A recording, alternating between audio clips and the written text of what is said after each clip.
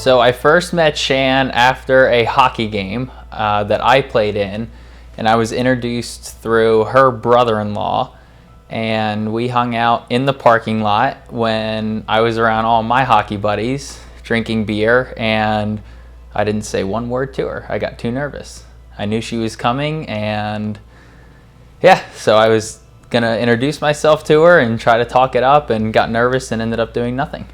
I remember her wearing jeans, sneakers, and a puffy jacket because it was cold, but I do remember what she was wearing. I came to one of his beer league games. He was playing with my brother-in-law, Michael, and they were the originally ones set us up. They were trying for weeks to get us to like meet each other or go on a date or something like that, and I ended up showing up to his hockey game to meet him. I met him after he was done. He showered or whatever, came outside, and we were in the parking lot at Polar Ice in Raleigh.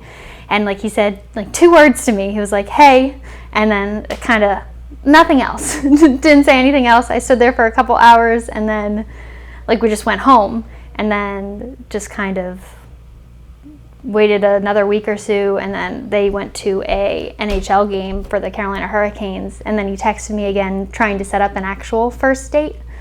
And then our actual first date was a sushi before a Hurricanes game, and then we went to a bar afterwards, and we were on Glenwood for like 2 hours, something like that, and then we went home at I think close to 1 or 2 a.m. So it was like a 12-hour date. Well, we went on, our first date was to a Hurricanes game. We're both hockey fans.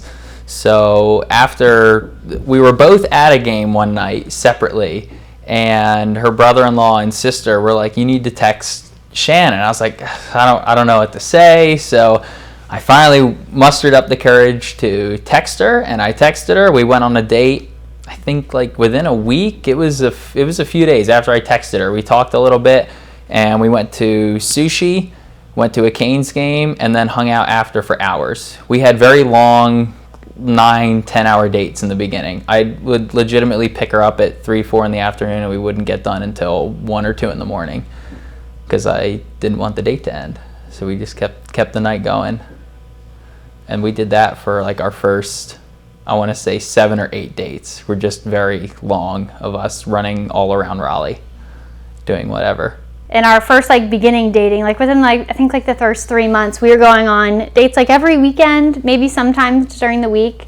And Eric was always so great about pre-planning everything. He always before our date even ended, he was already planning the next one or the next event. He goes, "Oh, let's do this, let's go do this." And our dates for 4 or 5 months were at 12 hours each. We just continued that path because we just always wanted to find new things to do or just spend more time together, I guess, in a way. So we were just always bouncing from date to date, and then I just kind of knew it was different because it was super easy.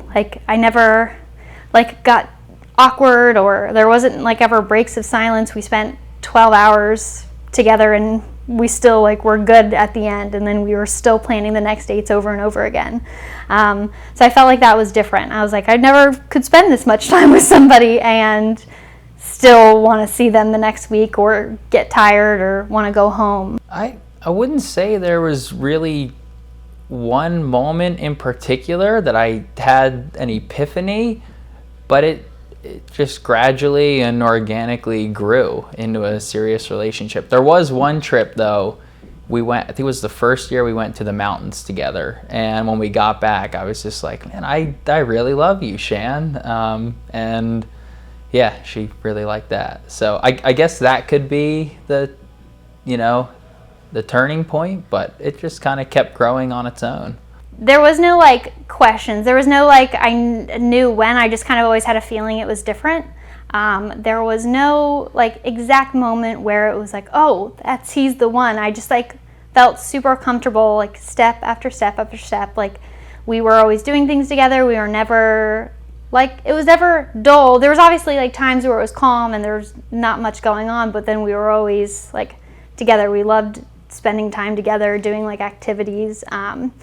He also never really asked to move in. He just kind of slowly started bringing more and more stuff into my apartment because I graduated college, and I got an apartment in Cary, and he would stay over and come hang out. Like, he was there pretty much all the time, and I was like, should we like move in together? And he goes, oh, I kind of already thought we were moved in together. And I was like, what? I thought that had to be like a conversation or something like that. But it never really was any like thing. We just kind of always progressed into the next step. Like, we didn't really have to communicate that all that much. Like, it was more of like, we both knew and we both were wanting to continue, and he never like wanted to like stop. I don't know. Our 12-hour dates just kept continuing. Like, we'd spend 12-hour days and then whole weekends and then whole weeks, and it just kind of never stopped, I guess, in a way. I can go into the proposal story because it's not the greatest story. The proposal was we both knew it was coming, and I bought a ring. She knew I had bought a ring, and there wasn't a lot to it. We were on our way to go on a cruise, and I was like, oh, it'd be a good time if, on the cruise that we could be engaged. It'd be a nice little celebration. And I didn't want to do anything crazy. We both wanted to keep it low key. We didn't want a bunch of people around looking at us when we did it. And I was going to do it the night before. We had a great day. We went out to dinner, and then for some reason I just got really nervous to propose, and I was like, I don't know, it's not going to be good enough. And then the next day we were legitimately in the car on the way to go meet up with her sister and brother-in-law Michael, and I was just like, all right, let's do this. And she gave her the ring. So not the best proposal, but it got us here, so it worked. It was effective. Yeah, there was no set proposal with Eric. Like, I kind of was always pretty specific on what I didn't want it in front of people. I didn't want it this big like charade or anything. And not a charade, but like just I didn't want anything huge. So he kind of listened to me in that sense. And it was like January, and he had bought the ring last year. Like, we kind of went out, we went picking together, we tried on some stuff, and I kind of gave him some exact ideas that I wanted or what I would like. And we went out to stores, and then we looked online, and we browsed, and we found some stuff that I liked, and we never like really fully settled on the design. I was kind of letting him have that creative freedom. And then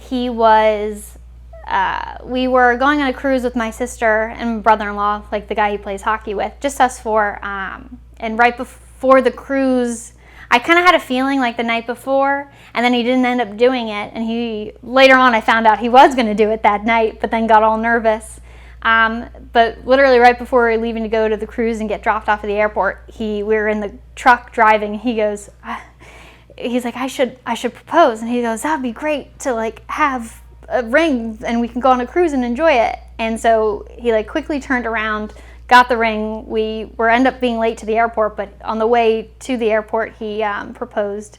It wasn't like the best, I wouldn't say it was the best proposal, but it was definitely an Eric move. Like, it was very much us. We're very dive into things before we like settle on stuff. He's just like, we get an idea and we want to go run with it as soon as possible. We don't like waiting for things. We're not good at like these big setup stuff. So he just was like, let's do it now. And I was like, okay. And I was like, yeah, let's do it now. And so we did it on the way to the airport for our cruise together to the Caribbean. I've always had a hard time describing what it is in words that I love about someone, but Shan is someone who makes me feel very comfortable, and she's always good to crack a joke. She has hilarious little one-liners. I love her spunk. Her sassiness is just perfect to me. Perfect amount of sass. She'll definitely give it back to you if you get a little carried away, or I get carried away with something, which is nice. And just her willingness to learn and try new things and hear out other thoughts and opinions. And she's always got a new idea. I love her ability to just see something and be like, "Ooh, I want to do this," or "I'm going to try this." So her little brain is always turning. It's like a hamster on a wheel up there. I love a lot of things about Eric. He is such a sociable person. He can turn a room and people just love to talk to him. He's super easy. He meshes well with like everybody. I've never seen someone be able to capture a room. Usually it's like roles are reversed. Like usually women do that and the men are just kind of the quiet ones. But I've always been pretty introverted. So I kind of love that he is so good at that role. I don't ever have to worry. Like he's so great with people, like helpful, kind, caring, and he might not be the best like fully expressing emotions like in big groups, but he's always also been a very like hands-on person. Like this entire wedding thing, he was always with me, helping me do things. Like he wasn't picking things out per se because he knows I'm the better one at that, but he was always there. He was always being like, what else can I do? Let's go pick something up. Let's go do something. He's always there, whether that be just for quality of time or the fact that he just loves helping. And like this has kind of always been our thing, and it goes back the 12-hour dates. Like we can spend all day doing like our errands or running things or cleaning the house or doing something like that, and he's always there and I enjoy it. He's also extremely talented with woodworking.